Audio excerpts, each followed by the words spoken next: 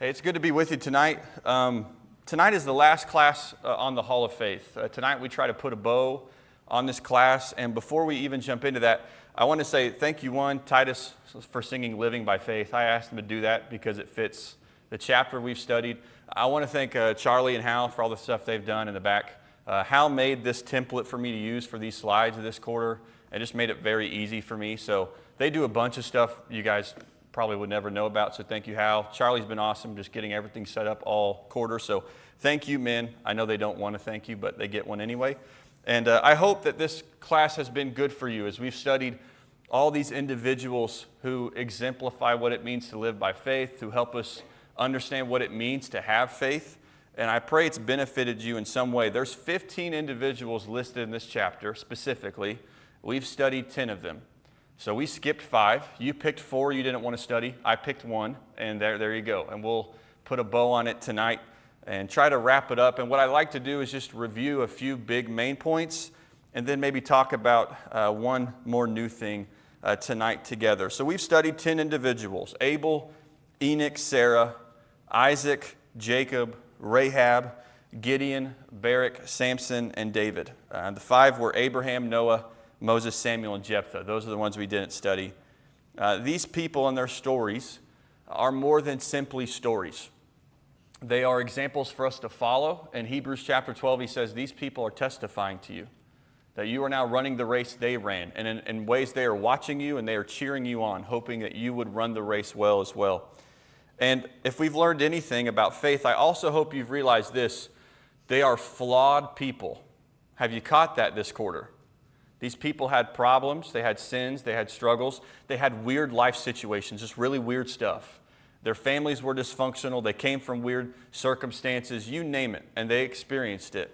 And I hope you've understood that, because the point with this whole class, besides helping us understand faith, is for us to realize you can be in the Hall of Faith too. Because that was the Hebrew writer's point. They lived by faith in all of their weird situations. You can live by faith too. You can put your trust in Jesus and live in such a way where you can be mentioned among these people, where you can be with these people. And then you can cheer on those who follow you and I, and cheer and urge them on to live by faith. And so you and me, as flawed as we are, we can still be people of faith. We can live by faith and we can trust in God. And I hope you've seen that. And I hope your faith has grown, or at least you've understood faith a little more through this study. There's a few big ideas we've seen in this chapter I wanted to hit real quick that you've heard before, but just very quickly talk about. There's been many applications from all of these people, but here are a few that I think we see most, time and time again. And if you only remember these, I think it would benefit you. Number 1 was faith does something. We've talked about that. Abel offered, Enoch walked, Noah built, Abraham went, Abraham sacrificed, Sarah, she received, Isaac blessed, Jacob blessed, Joseph made mention, Rahab, she hid. All of these people who are listed had a verb next to them. They did something. Faith is more than a mental belief, according to the Hebrew writer. It's more than a worldview. It's more than what we think. It is more than agreement. Faith acts. Faith moves. Faith is constantly moving. What we do shows our faith as much or more than what we think. That's what this chapter has taught us. We can talk about it all the time we want, and we can think about things the way we want, but if we're not doing anything with it, there's something missing. Faith does something. Do you remember Lawn Chair Larry? We looked at his example, right? The guy who put 43 weather balloons on his lawn chair, and he went up, was it 16,000 feet in the air? And his quote was, "A man can't sit in his backyard all day. A man has to do something." That's faith. Faith has to do something. It can't just sit still. If it sits still, it's not faith. And so one big picture we've seen from this chapter time and time again is it does something. That's what faith is. It moves. It's active.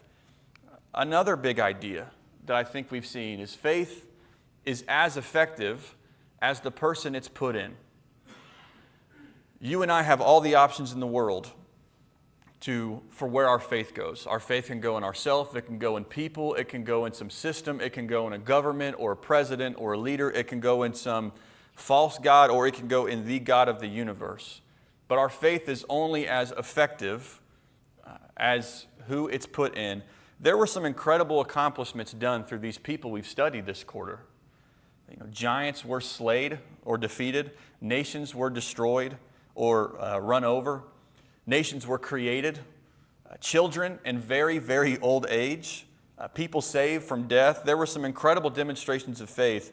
And none of that was done because of these people, the people we studied. None of it was done because of their ability. It was all because of the God in whom they put their faith. The power was His. That's one of the key components of this chapter. It wasn't about their faith per se. It was about their faith, but it was about who they put their faith in too. Faith was required, but it was God who supplied the power. We can put our faith in many different places, but unless we put it in Jesus, it will never be able to accomplish what their faith accomplished. It's not even about the size of our faith, but it's about who it's in. Do you remember when Jesus was talking to His disciples after they couldn't heal a boy with a demon? And He told them, if you had the faith the size of a mustard seed, you could move what? You can move mountains. It wasn't about the size. It was about that they had faith in Him, that they could do incredible things. That's what we've seen in Hebrews 11, that when you put faith in God, it does extraordinary things. And then maybe the last big review, this is the fastest review of all time, maybe. Fast announcements, fast review, it goes together. Another big one is that faith trusts God's promises even if you don't see them yet. If you remember Hebrews 11 and verse 1, faith is the assurance of things hoped for, the conviction or maybe the evidence of things not seen, or the substance of things not seen. Faith is the substance of these things not seen. Every person on this list had received promises in some way, and they believed in those promises of God and acted upon them even though they didn't receive them in their lifetime. Abraham, your descendants will be as sand on the seashore, as stars in the sky. Did he receive that in his lifetime? No. Did Isaac? Did Jacob? You go down the list. Not all of the promises they received. They received some, but there's many future promises that we now see that they didn't even recognize. Faith trusts God's promises even when you don't see them yet. Verse 13 of Hebrews 11, all these died in faith without receiving the promises. They saw them and welcomed them from a distance, but they did not receive them then. See, we stand on the other side of Jesus for them. We have His word. We know His will. We see Him as the culmination of all of God's promises, that He is the answer to everything. They didn't know that, but it was coming, and they acted as though it had already been there. For us, we still are waiting on some promises, but He calls you and I to act as though we already know those are coming, even if we don't see that yet, even if we don't see a resurrection, even if we don't see an earth that's made perfectly right, even if we don't see sin completely destroyed yet. We live as though we know He's coming back, and all of that's going to happen. And so all of these individuals acted as though God's promises were there or coming, even if they didn't see them yet. Even if you're waiting on it to be fulfilled, you act as though they are. All of these individuals had faith in common, and as we wrap up this series, I want to look at one quality they shared that I think really puts them in the Hall of Faith. And it's endurance. We haven't really talked too much about endurance this quarter, but it's a theme in this book of Hebrews, and it's a theme here in this chapter. And I want you to look at a few places with me in this book, because it's a theme in this letter. And it's something that you and I have to have if we're going to live by faith. We have to have endurance. Look at Hebrews chapter 10. Let's back up a little bit. And verse 32. Before the Hebrew writer got into this chapter about all these people we've studied, here is how he segued, or here's how he set it up. In Hebrews chapter 10 and verse 32, he said, remember the former days when after being enlightened you endured. Might highlight that. You endured a great conflict of sufferings, partly by being made a public spectacle through reproaches and tribulations, and partly by becoming sharers with those who were so treated. For you showed sympathy to the prisoners and accepted joyfully the seizure of your property, knowing that you have for yourselves a better possession and a lasting one. Therefore, Do not throw away your confidence, which has a great reward. For you have need of endurance. Might highlight that. So that when you have done the will of God, you may receive what was promised. If you just pause for a second, he's talking to a group of people who are suffering and have suffered. And he says, remember these days that have happened, or maybe are happening, but you've had a lot of conflict, prison, people taking your property. And remember how you dealt with this joyfully. Remember all of this. He says, you've suffered. These Christians that he's writing to, they've had problems. They suffered in a variety of ways. They faced persecution. So he says, hey, I know you've suffered and are suffering. Don't throw away your confidence. Don't throw away your faith in what God has promised. Trust, even in the midst of your suffering. And you have need of endurance. We're going to see this throughout this letter. In this letter, faith and endurance are linked in a way. There's a lot of synonyms for faith or for endurance in this book. Hold on, hold fast. Like, don't hold fast to your confession without wavering. Hold on, he says, time and time again in this letter, because they're going to deal with suffering in this life. And he says, in order to live by faith, you need endurance.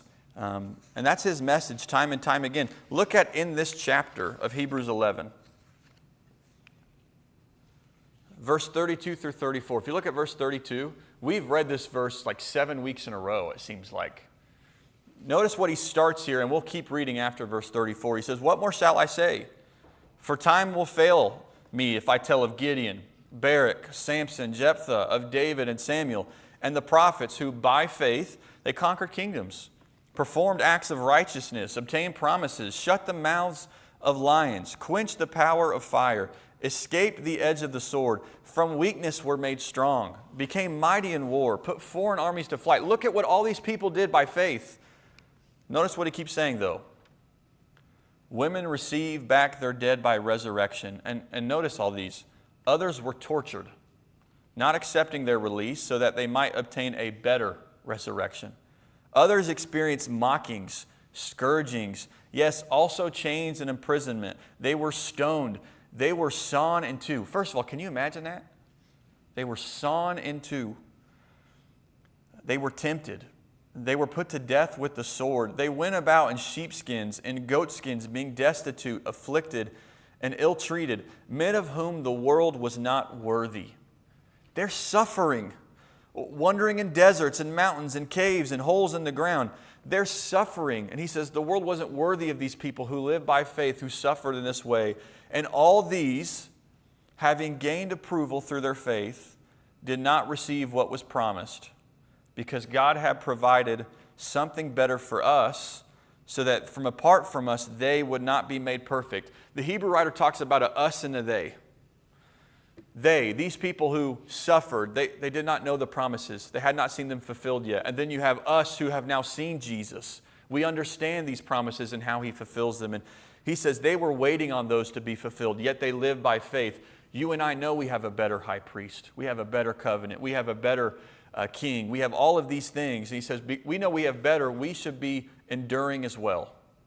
We need endurance, and we should be living by faith as well. God is calling them to endure. They suffered, yet they kept their faith. They held on to God. They didn't let go of his hand.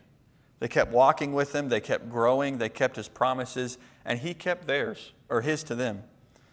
So the writer says, hey, suffer, and suffer as a Christian. I don't mean he's saying, hey, just suffer, grit your teeth and bear it. But suffer as a Christian. Live holy, live righteously. Keep pursuing God while you suffer in the midst of it. Now, I look out at you guys, and I've only been here a year.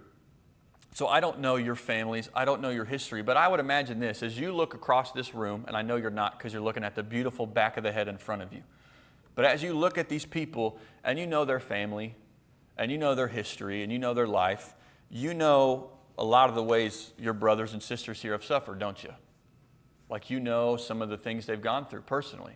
You know some of the family situations they've dealt with. You know some of the health problems they've dealt with. You know some of the things they've had to overcome to live by faith. You know some of the temptations they have. I know some of those from this year, but you might know far more than I do. And I look out at all of you and I think about this, and I know you've suffered. We probably all have a laundry list of things we could share of how we've suffered. I know you have broken hearts, you have things that have caused you real pain. Our suffering's different from theirs, but it's suffering nonetheless. Theirs was persecution, ours isn't. But God's telling you and I, and all our stories and everything we suffer from, if you're in the middle of that suffering, endure. If you're not in the middle of that suffering, enjoy the tiny reprieve you get. But endure. God wants us to endure, not just simply get through it, but endure knowing He loves you, He loves me, to endure knowing that while I endure, I'm going to live in a way that glorifies Him. That's His message to these Christians time and time and again, is endure.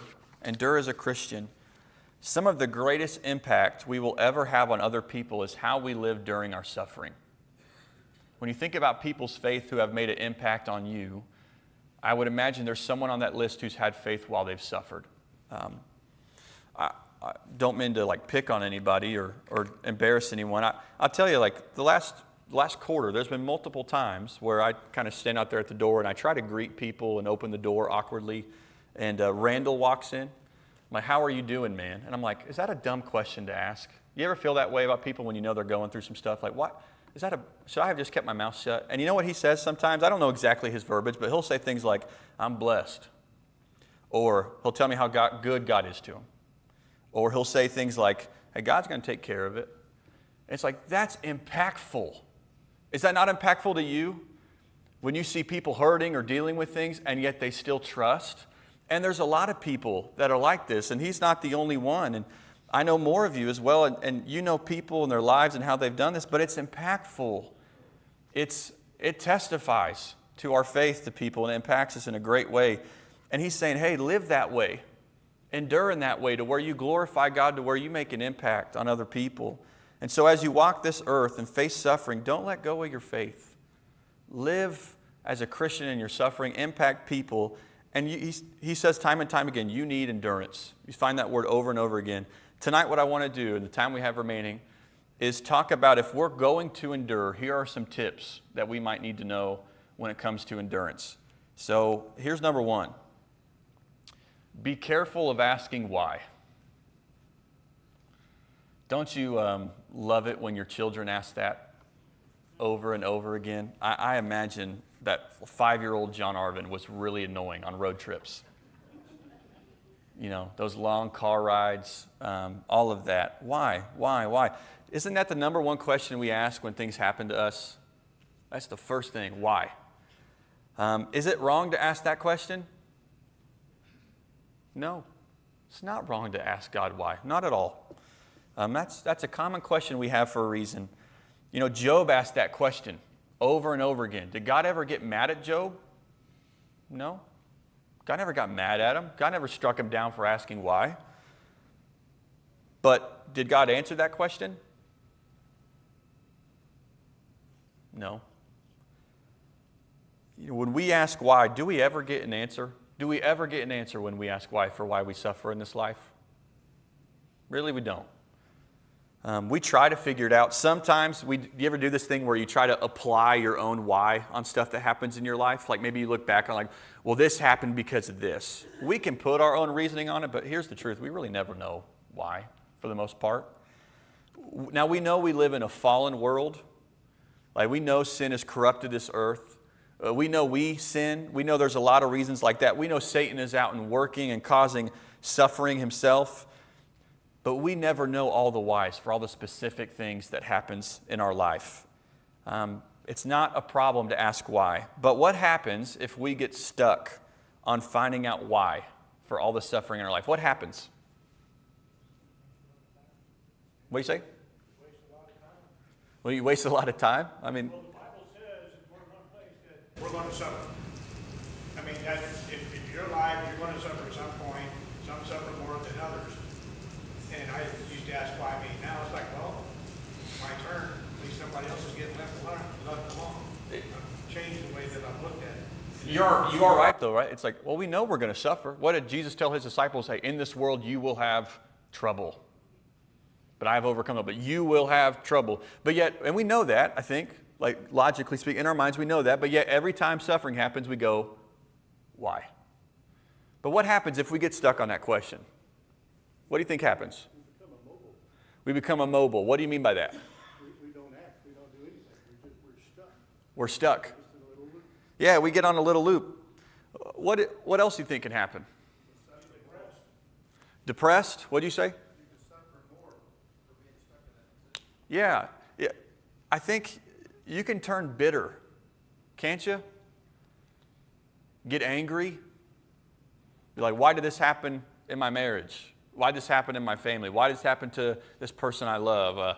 Why did this situation occur? And you get stuck on the why, and you get stuck there, and what happens is you're just suffering, and you get angry, and you get bitter. And what happens when you get angry and bitter? What happens to your faith? You quit. I mean, do you know any people who have had situations in their life who've grown angry and bitter, and they've taken that suffering and they've pushed that and projected that onto God to where I'm done? That can happen to any one of us if we get stuck on that question. It's not wrong, but why can destroy our faith. It can destroy our faith. Asking why can be one of the worst things we do if we get stuck on it. And so we need to be a little like Job and move on from why and choose to trust God and move forward. You know, God would tell him, do you know the thoughts of every single person on the earth? You know, do you make the wind, the thunder, the lightning? And Job just said, you know what, I got to move on from why, and I got to trust. And that's for you and I too. So be careful of asking why, because if you get stuck there, you'll grow bitter and angry and all of this, and you will stop enduring. So that's one. Any thoughts or comments there before we go to the next tip? Going once, going twice. Sold to the okay. Next. Sold. Next one is this. Look to Jesus. Look at Hebrews chapter 12. Okay, this is after this section we've been reading. Hebrews chapter 12, verse 1 and 2. Therefore, okay, this is the therefore. Everything we've studied this quarter. By faith they did this, by faith they did that. They had not received the promises, but you get through all of this stuff. They've suffered. Therefore, since we have so great a cloud of witnesses surrounding us. Real quick, who are the witnesses surrounding them? All the people of faith we've been studying. Okay, these people who've suffered and done all this and endured. Since we're surrounded by such a great cloud of witnesses. By the way, what does a witness do? Like in a court of, or in a trial, what does a witness do?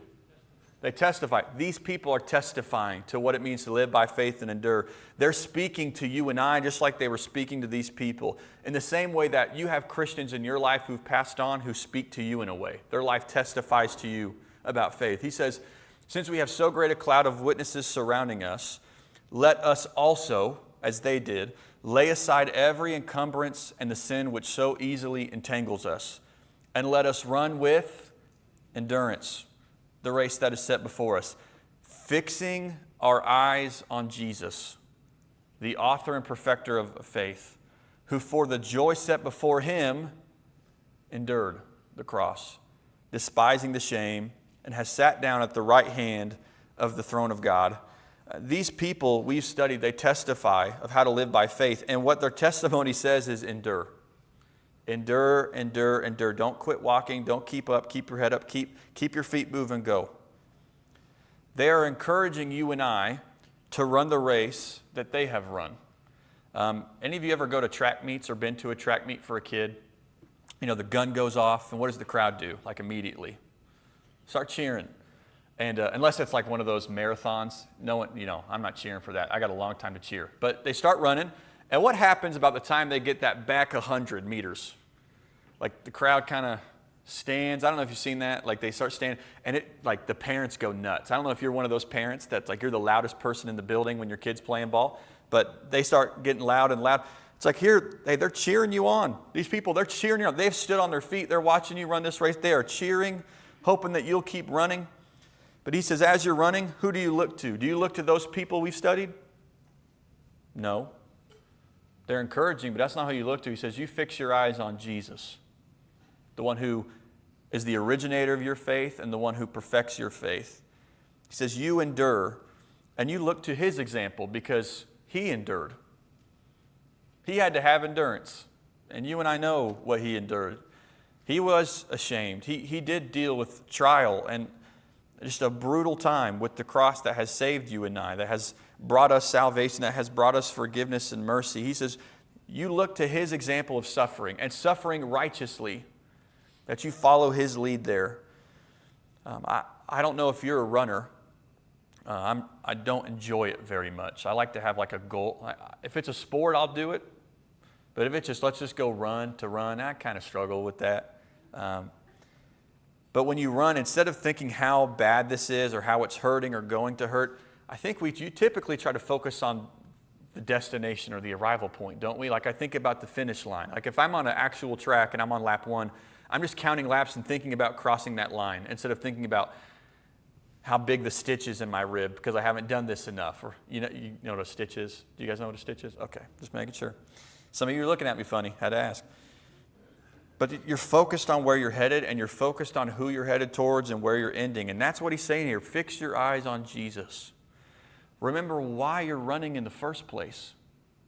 Remember what he's done for you. Follow that example.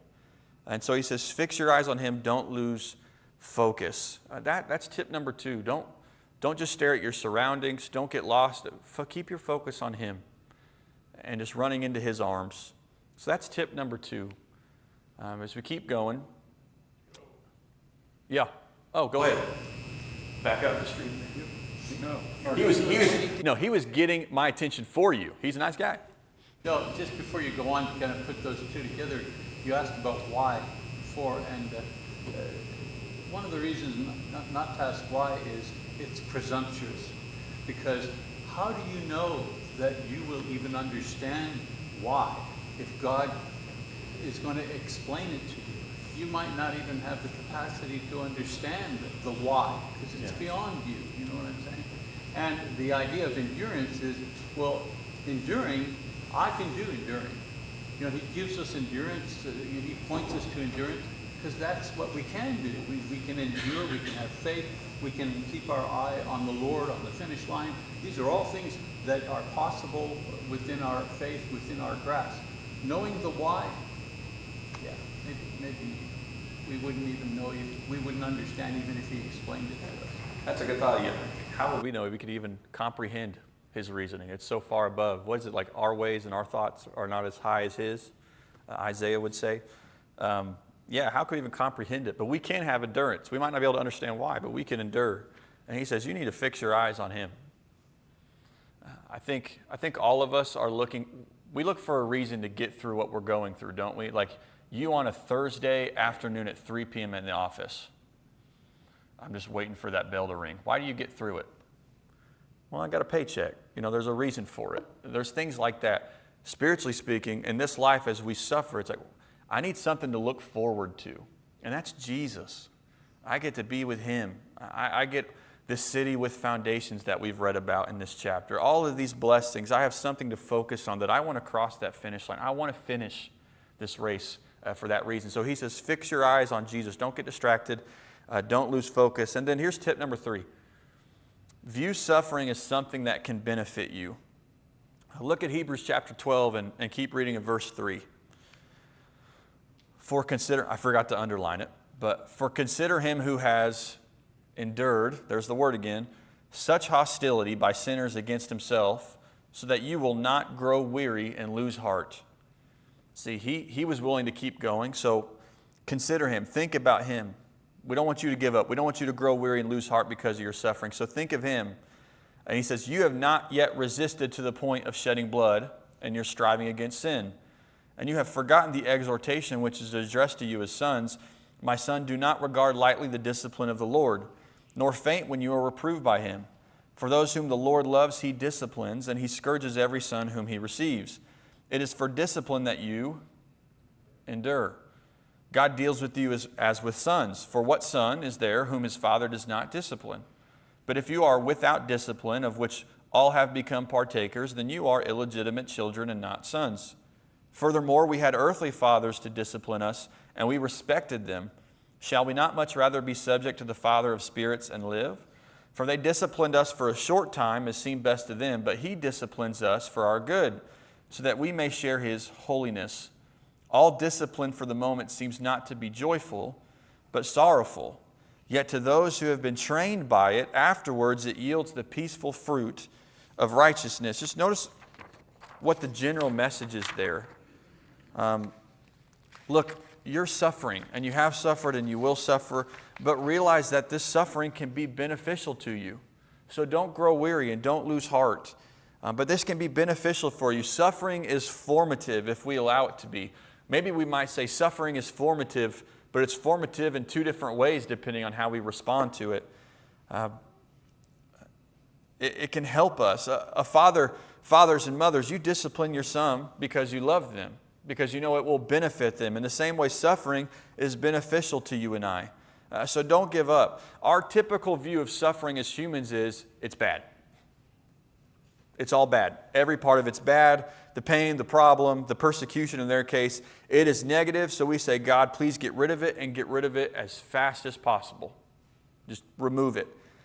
Yet suffering is good in one way, that it grows you and I.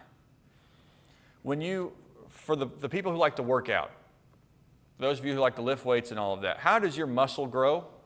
What do you have to do to cause your muscle to grow? You have to tear it. You ever thought about that? You have to completely rip your muscle, essentially, to get it to grow. Meaning you have to cause it discomfort and pain in a way. Your muscle has to suffer in order for it to grow and become stronger. That is the same truth when it comes to us spiritually in our faith. If we want our faith to really grow, it has to get a little uncomfortable. We can grow in a lot of ways, but I think the big ways we grow is really through the times of suffering.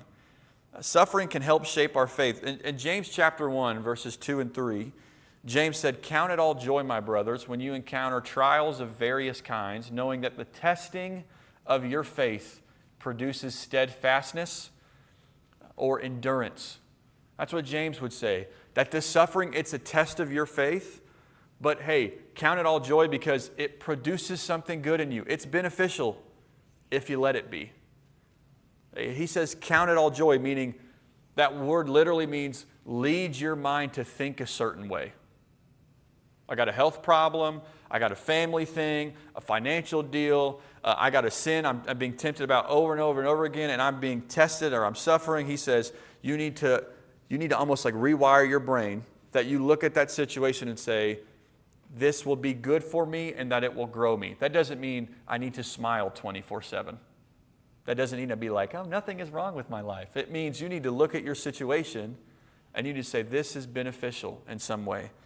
Suffering can be good for us because without suffering, you and I never mature to who we're meant to be. Our faith never becomes what it's meant to be. But we have to see it that way. Any thoughts or comments or questions on that before we keep going? Okay. But he says suffering's beneficial, and he's trying to get that message across to them in a way.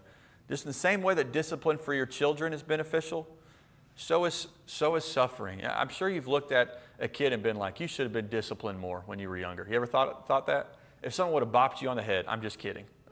Anyone watching this recording, I'm not saying you should bop your kid on the head. Okay, I'm good, I'm not going to jail. But he says, you should have been disciplined more.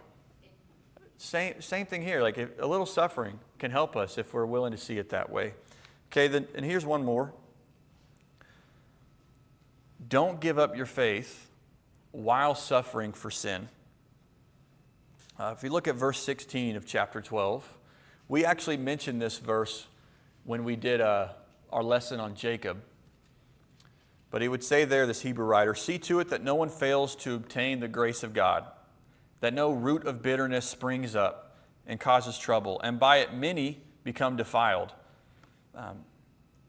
That no one is sexually immoral or unholy like Esau, who sold his birthright for a single meal. For you know that afterward, when he desired to inherit that blessing, he was rejected. For he found no chance to repent, though he sought it with tears. We talked about Esau in our Jacob lesson a bit, but this idea that Esau traded his birthright for a bowl of red beans and rice. I don't know what the soup was, but this thing that was so valuable and meaningful and worthwhile to him, he gave it up for something that really wasn't worth it. That's the message for you and I when it comes to our faith. That when we are suffering and in need of endurance, when we need to keep walking with God despite what's going on around us, don't trade it for something that's not worth it. Don't give it up for sin. When we're suffering, we like to look for something to soothe us, don't we?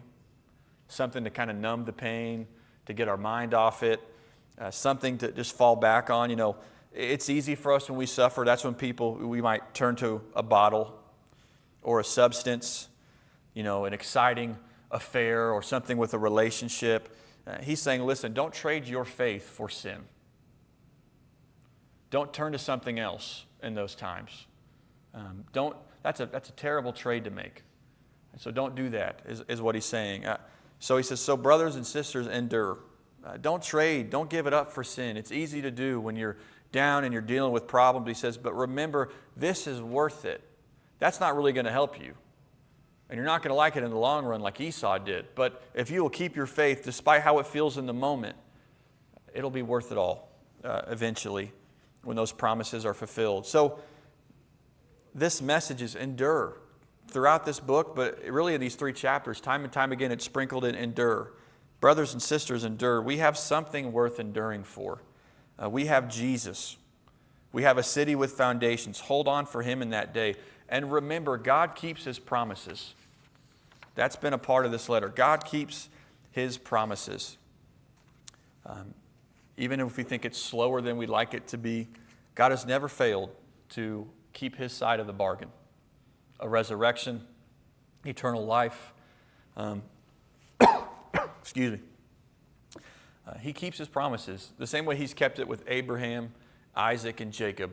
He's going to keep that with you and me if we live by faith. So, he encourages you and I, live by faith, and one day we will be cheering for those who come after us in the same way these people are cheering for us. Our lives can testify to others the same way theirs have to us. So live by faith. That's his message. And those are some tips about endurance that we might take. We have 10 minutes left. Does anyone have a comment or question before we go to the next thing? Okay, so here's what I want to do at the end, because that is it from all the things I wanted to share about endurance. But we need endurance. All these people suffered and had it. We need it too. I just would like to get your thoughts on the class. I guess one would be, what is your biggest... I'll ask 2 questions, and you can answer whichever one you'd like, if you're willing to. If not, you can just look at me, and I'll awkwardly look back at you. But one is, what is your biggest takeaway about faith? Like, what have you learned or taken away when it comes to faith from our 3 months of studying this?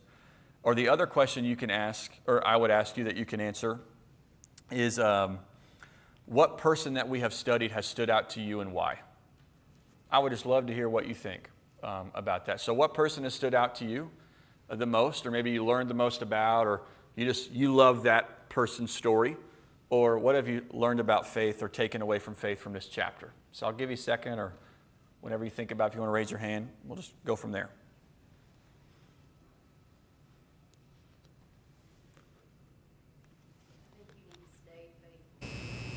To stay faithful? Stuff happens. Don't turn away, just continue on and stay faithful. Yeah, stuff happens. That's kind of the message tonight, isn't it? Stuff happens, but stay with it. Don't give up. Yeah. This sounds kind of weird coming out what I'm about to say, but sometimes it's a good reminder of what we put our faith into. Because sometimes, how do we define our faith, right? If we come to church on Sunday nights, or is it our faith is really in Jesus? Mm-hmm.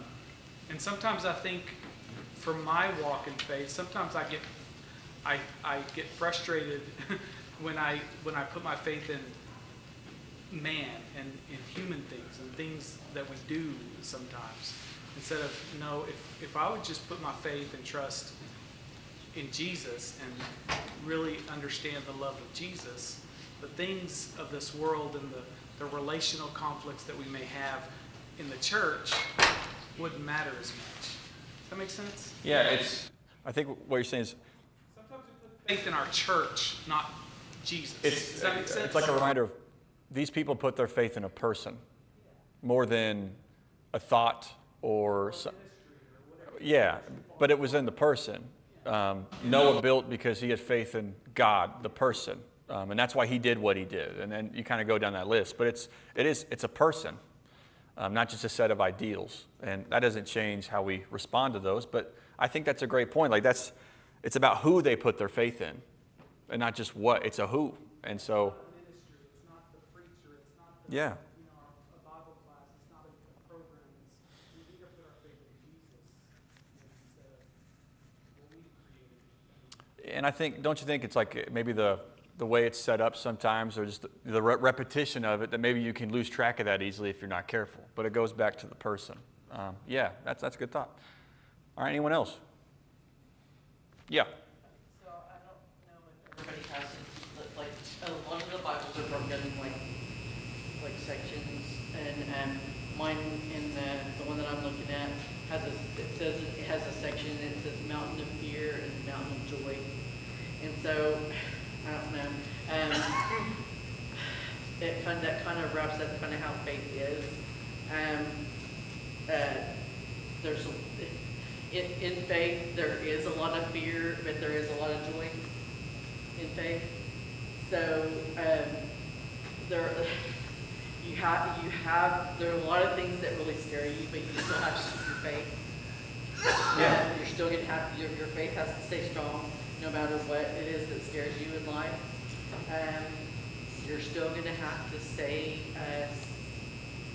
Jesus is your one strong thing that it's always going to be faithful for you. Yeah. So yeah, I mean, all these people. It's always going to be your mountain. It's always going to be your mountain joy. I mean, yeah, all these people, they did deal with stuff, but they could still live by faith through it. They had things that might have scared them at first, or all these things, but they could continue on through faith. Yeah. Yeah, Bob. I can't really narrow it down to one.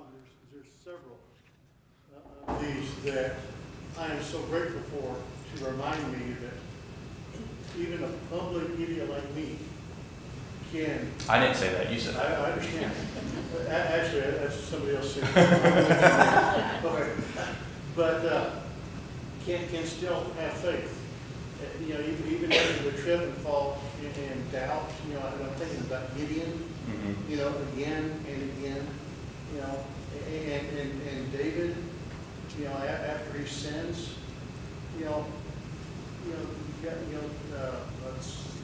what's Samuel? I can't remember what. Samson? No, the prophet.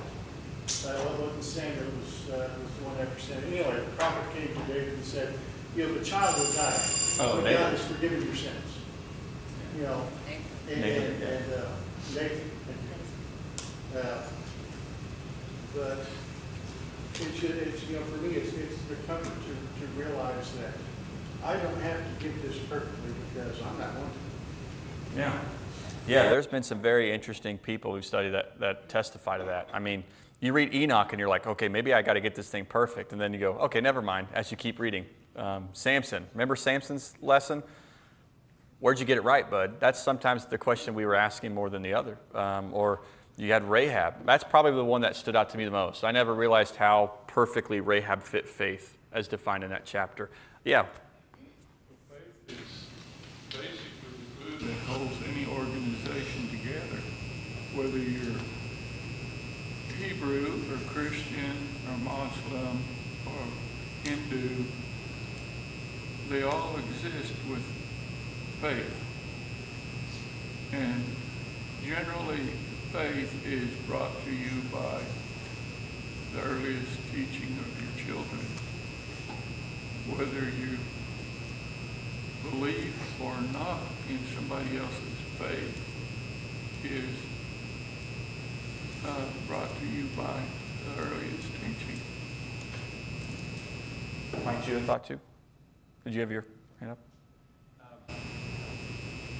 The thing about this study is that its main focus was on doers. Yeah.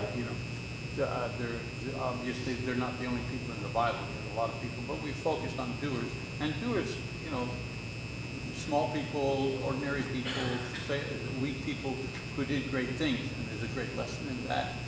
But as we discussed, faith in the last couple of months, the thing that has come back to me has been that sometimes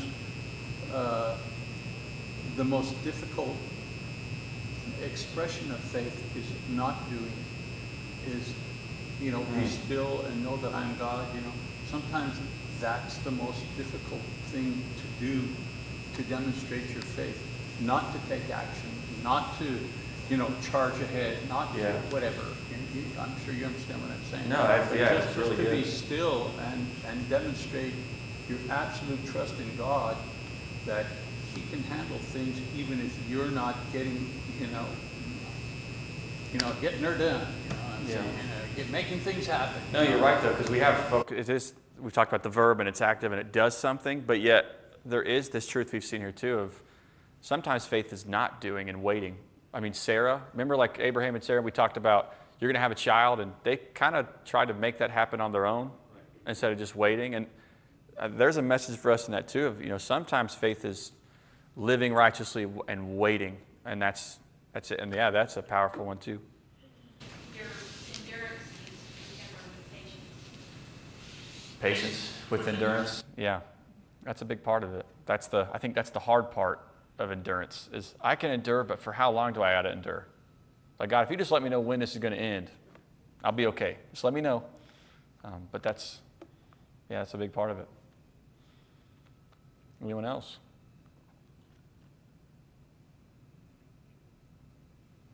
Okay. You don't have to say something just because I'm looking at you funny. I hope you've got some out of this class, though.